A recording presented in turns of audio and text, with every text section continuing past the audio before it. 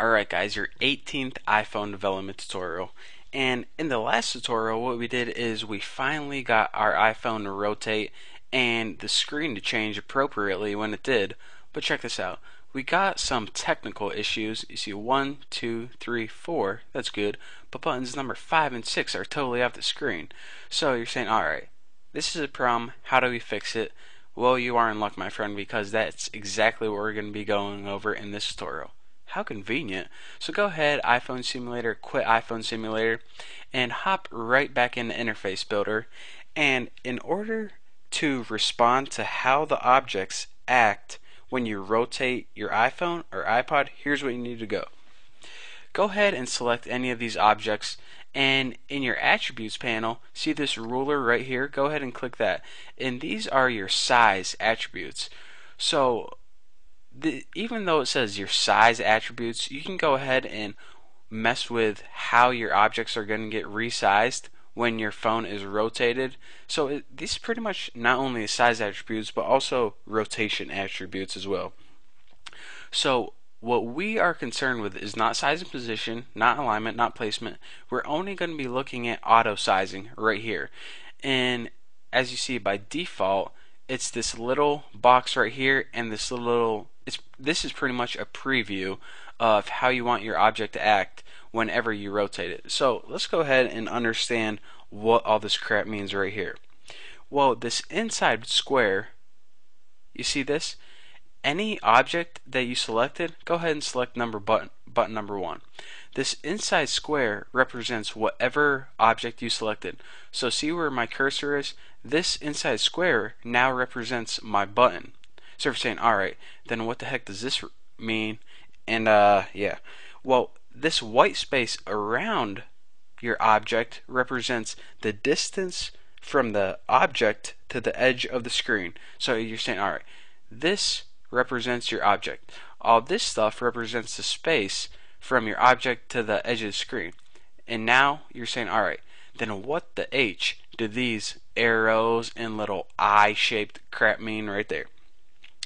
Well, first of all, the arrows represent the change of the size of your object. So check this out.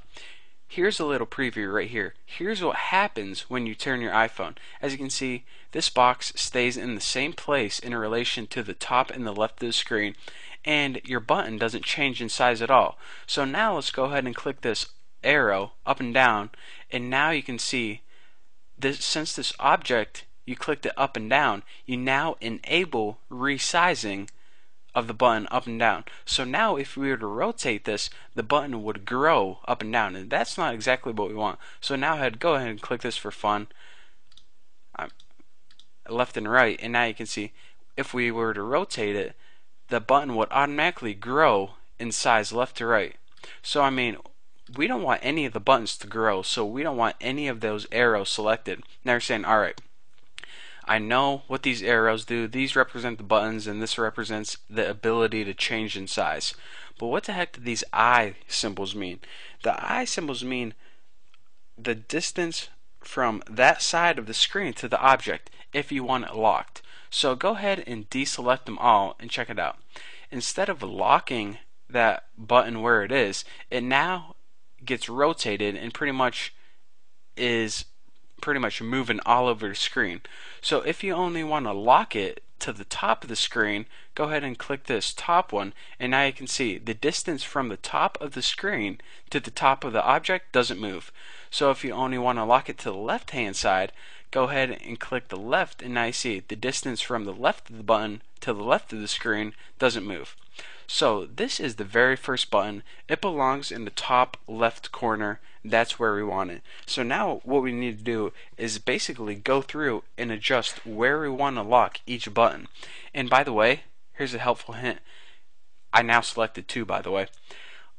The size of your object is not going to change, so we only have to change these little eye parameters. We do not have to change the size at all. So you see, 1, this is what we want. We want it to lock to the top left of the screen. For 2, we want it to lock to the top right of the screen. Pretty cool, huh? Now go ahead and select button number 3, and we want this to lock to the left hand side of the screen. Alright, so go ahead and select number 4, and we want this to lock to the right hand side of the screen. Pretty cool, I got it. So 5, this button appears at the bottom left. So go ahead and select bottom left locking attributes. And now last one, 6, you guys can guess. Deselect these both and select bottom and right. Did I say that before? Anyways, you'll figure it out. And now this button number 6 stays in the bottom right no matter how you resize it or rotate it. So now that we got all of our auto sizing attributes set, go ahead and in Interface Builder select File and Save, and that'll save those attributes. Now in Xcode, build and run this, and you say, alright, 1, 2, 3, 4, 5, 6, alright, we're good so far. Now hardware, rotate left, and OMG. Are you freaking kidding me? That is awesome. Exactly how we wanted them to act. So now you see, among others, 2 stays in the top right, 5 stays in the bottom left, 6 stays in the bottom right, and all the rest of the buttons appear where we told them to appear. So again, anytime you want to mess with those are in your size attributes, which also is pretty much is like your rotation attributes by default. So that is how we do that and fix that error. But there's still a couple more things that we need to cover concerning rotation, and we're going to be covering that stuff in the next tutorial.